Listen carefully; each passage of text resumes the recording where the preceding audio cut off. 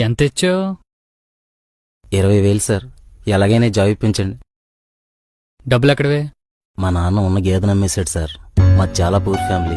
మా చెల్లికి కూడా నేనే పెళ్లి చేయాలి సార్. చూడు నాగరాజు, 20,000 తీసుకుని నీకు జాబ్ క్రియేట్ చేయటం నాకు 5 నిమిషాల పని. ఓకే, జాయిన్ అయిపోతాం. తర్వాత లాంగ్వేజ్ రాక క్లయింట్స్తో ప్రాబ్లమ్స్, సబ్జెక్ట్ రాక సుపీరియర్తో ప్రాబ్లమ్స్. ఓ నెలలో జాబ్ పోద్ది. నీకు జాబ్ వచ్చింది, చెల్లి పెళ్లి చేస్తామన్న సంతోషంలో నా మీ నాన్నకి గుండెపోటు వస్తుంది. ఇప్పుడు చెప్పు, ఇలాంటి జాబ్ నీకు అవసరమా? మరి ఏం చేయమంటారు సార్? ఫస్ట్ స్కిల్స్ పెంచుకో. స్పోకెన్ ఇంగ్లీష్కి వెళ్ళమంటారా? దానివల్ల ఆళ్ళకి లాభం, మనకు కాదు. ఓ పంచే, డైలీ కస్టమర్ కేర్కి జస్ట్ డైల్కి ఫోన్ చేసి 1 గంట సేపు నీకు వచ్చిన ఇంగ్లీష్లో మాట్లాడు. ఒకటి క్వశ్చన్ ఎలా అడగాలి నేర్పిస్తాడు, ఇంకోటి ఆన్సర్ ఎలా చెప్పాలని నేర్పిస్తాడు. బేసిక్స్తో పాటు కొంచెం కాన్ఫిడెన్స్ కూడా వస్తుంది. ఒక తెల్లోని మేనేజ్ చేయడానికి ఆ మాత్రం ఇంగ్లీష్ చాలరా.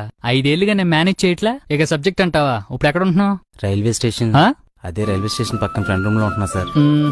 సాయంత్రం లగేజ్ చదువుకు నా ఫ్లాట్కి షిఫ్ట్ అయిపో. ఎటు ఒక్కనే పడిసేస్తున్నా. ఓ 4 రోజు సబ్జెక్ట్ చెప్తాను. ఇంటర్వ్యూలో జెన్యూన్ గా సెలెక్ట్. ఒక్కసారి కాన్ఫిడెన్స్ తో కంపెనీలోకి ఎంటర్ అయితే బిల్ గేట్స్ కూడా నేను జాబ్లను తీయలేడు. ఈ డబ్బులు ఇంటికి పంపించే. పర్లేదు, ఉంచండి సార్. నేను డబ్బులు తీసుకుంటాను రా, బలిసినోడి దగ్గర, బేవర్సోడి దగ్గర, నీలాంటోడి దగ్గర కాదు. తీసుకోరా, తీసుకే.